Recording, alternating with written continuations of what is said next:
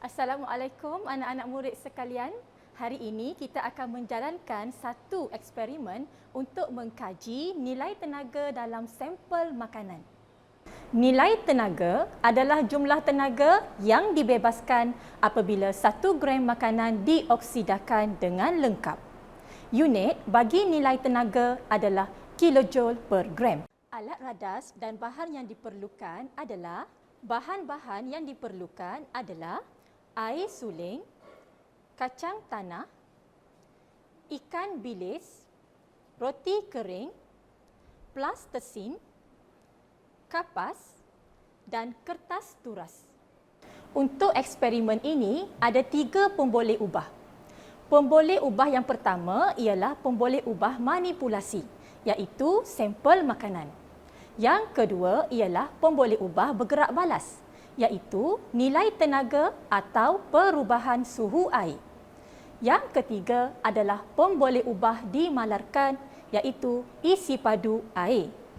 Hipotesis bagi eksperimen ini ialah kacang tanah mempunyai nilai tenaga yang lebih tinggi berbanding ikan bilis dan juga roti kering. Langkah yang pertama adalah timbang jisim kacang tanah dengan menggunakan penimbang elektronik dan catatkan jisim dalam jadual data. Pastikan tata cara penggunaan penimbang elektronik adalah betul. Mari kita mulakan. Mula-mula, tekan pada menu. Pastikan bacaan pada sifar. Kemudian, kita letakkan kertas turas di atas penimbang elektronik dan tekan sekali lagi kalibrasi untuk kalibrasikan bacaan pada sifar. Kemudian, kita timbang jisim kacang tanah. Bacaan jisim kacang tanah ialah 0.53 gram. Catat jisim kacang tanah dalam jadual.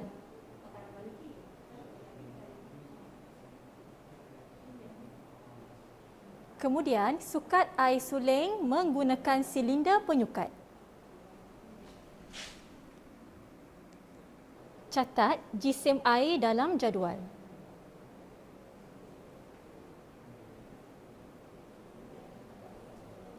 Pastikan aras mata adalah sama dengan aras sukatan air.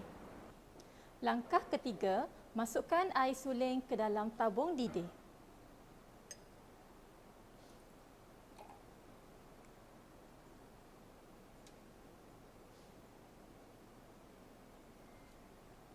Langkah 4, apitkan tabung didih kepada kaki retort.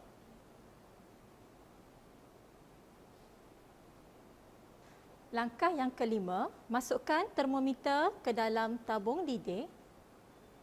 Pastikan berbuli termometer terendam di dalam air.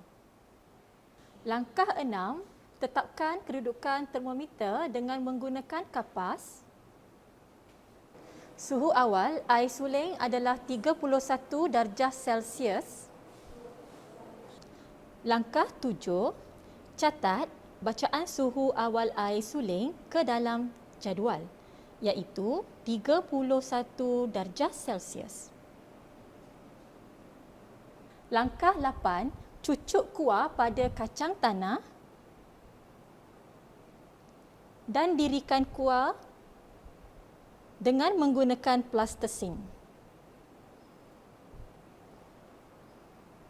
Langkah 9, letakkan penghadang di sekeliling susunan radas yang siap dipasang bertujuan mengelakkan tenaga haba dari pembakaran sampel makanan terbebas ke persekitaran. Langkah 10, nyalakan kacang tanah menggunakan api penunu Bunsen. Langkah 11, letakkannya di bawah tabung didih. Langkah 12, Kacau air dalam tabung didih perlahan-lahan menggunakan termometer. Langkah 13, bacaan suhu akhir air suling ialah suhu tertinggi selepas nyalaan kacang tanah berhenti terbakar, iaitu 72 darjah Celsius. Langkah 13, catat suhu akhir air suling dalam jadual iaitu 72 darjah Celsius.